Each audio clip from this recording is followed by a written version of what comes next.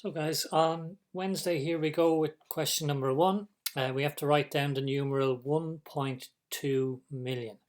Now, if it was just 1 million, we'd be writing 1 and we'd be putting 6 zeros after it. Okay, so I want you to ask yourself, what would that look like if instead of 1 million, it was 1.2 million? And this little number here comes straight after the 1, so that's a clue for you. On question 2, we have to add up two numbers. We're adding up plus 6 and minus 8. So if we start off, I'll just put some numbers on the number line here. We've 0, 1, 2, 3, 4, 5, 6, 7.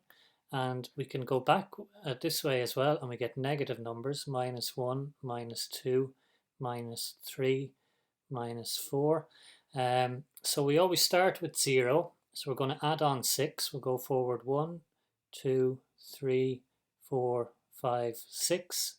And then we have to go minus 8 now. So we're going to go in the opposite direction and we're going to jump 8 times. So we go 1, 2, 3, 4, 5, 6. We're back to 0 now.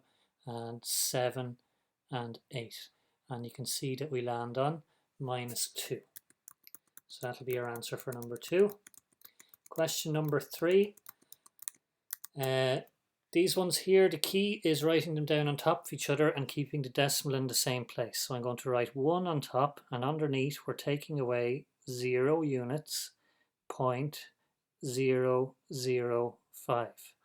On top, I'd like to fill this out with zeros, so I'm going to put my decimal in here and put a 0, a 0, and a 0. And now that is just a simple take away sum. Okay, so 0 take 5 we can't do, we have to borrow and pay back. 10 take 5 is 5. 0 take 1 we can't do, so we borrow and pay back. 10 take 1 is 9. 0 take 1 we can't do, so we borrow and pay back again. 10 take 1 is 9. Our decimal goes in here, and 1 take away 1 is 0. So we get 0.995 for our answer.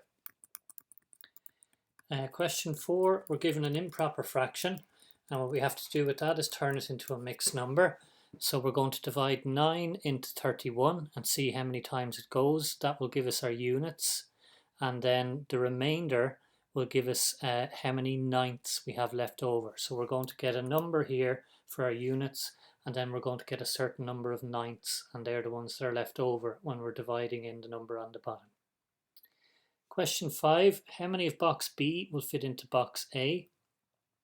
Well, to do this we have to get the volume of each box. So the volume is the length by the width by the height. So for the first box it's going to be 6 times 2 times 2. And for the second box it's going to be 2 times 1 times 1.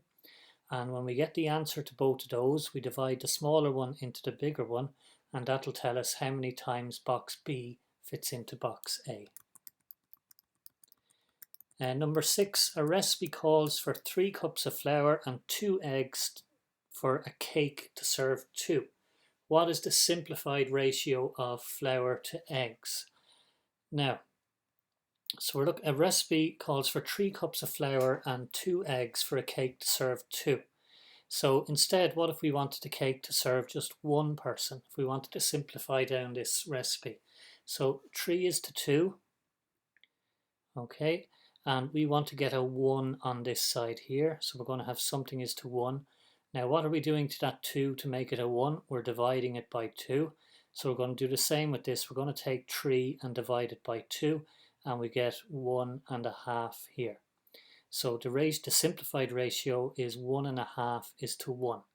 So that means if you wanted to make this cake, but you only wanted enough to serve one person, you would put in 1.5 cups of flour and 1 egg, and you'd still have the proper recipe. Number 7, we've got 6 meters and 7 centimeters is equal to 6 and 7 over 100 meters, and that's equal to 6 watt meters. So our units are taken care of. We just have to put in 7 hundredths, and we are going to have to put in 2 places after the decimal, one for tenths and one for hundredths. And you can see that we've just got 700ths here. So the 7 is going to go in that spot, and this one here will take a 0. So it'll be 6.07 meters. Number 8, we have a couple of things going on here. This is a straight angle of 180 degrees. We have a right angle of 90 degrees in here. And that means that this 75 degrees here plus A must be equal to 90. So 75 plus A is equal to 90. So we can work out what the angle A is by asking ourselves, what do we add on to 75 to get to 90? Or doing the sum 90 take away 75. Both of those will tell you what this angle A here is. Number 9, we have to halve 1.2. Now to halve something, we divide it by 2. So we're going to take 1.2 and we're going to divide it by 2. So 2 into 1 doesn't go. Decimal stays in the same spot. 2 into 12 goes 6 times. And we get 0.6 for our answer on that. Next one, number 10. Half is greater than 0.07. Now 0.07, actually you'll see that was up in this question here. 0.07 is 700ths. So is a half bigger than 700ths? Okay, and you tick true or false here. On number 11, we just try out adding, subtracting, multiplying and dividing to find out what symbols in here will give us an answer of 30. Number 12, we have to write 900 over 1000 as a decimal. So that is going to be 0 point, and we need to show thousands, we need 1, 2, 3 places. Okay, and we have to put a 900 in there, and that'll be our answer for number 12. Number 13, simplify 12 over 30. So what number divides into the top and the bottom? And just check once you've done that if anything else can divide into the top or the bottom. And when you can't divide anything into the top or bottom anymore, that means you've got your simplified answer. Question 14, we're rounding this to 2 decimal places. So that means our answer is going to be 5 point, and there'll be 2 spaces after the decimal. We want to get rid of this last number here. And this last number is going to tell us whether this 9 goes up or down. So remember, 5 to 9 climb the vine, 0 to 4 go to the floor. So with a 6 here, that means this 9 is going to climb up. And if this 9 goes up, that means that this here is going to go to 50. And we're going to get 5.50 as our answer when we round that to 2 decimal places. Number 15, a half plus a quarter. We can't add those up the way they are. We're going to have to change quarters into halves or halves into quarters. And a half here, we know that that's 2 quarters. So this is really, what is 2 quarters plus 1 quarter?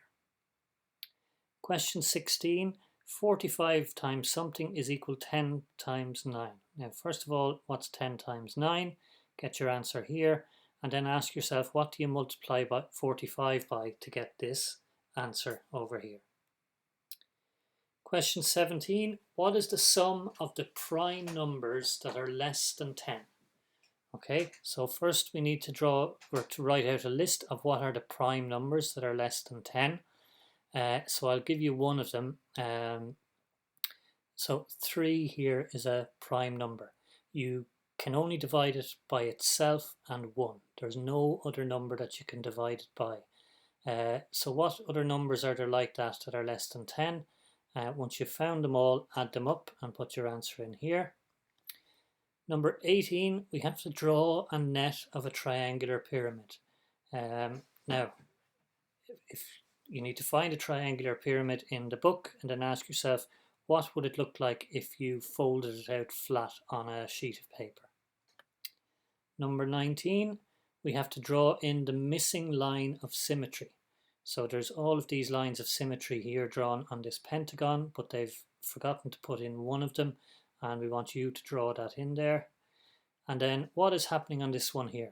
We're going 2.97, 2.98, 2.99, what number is going to come next. Okay, so that's Wednesdays, guys. Best of luck with it, and we'll be back with you tomorrow for Thursday.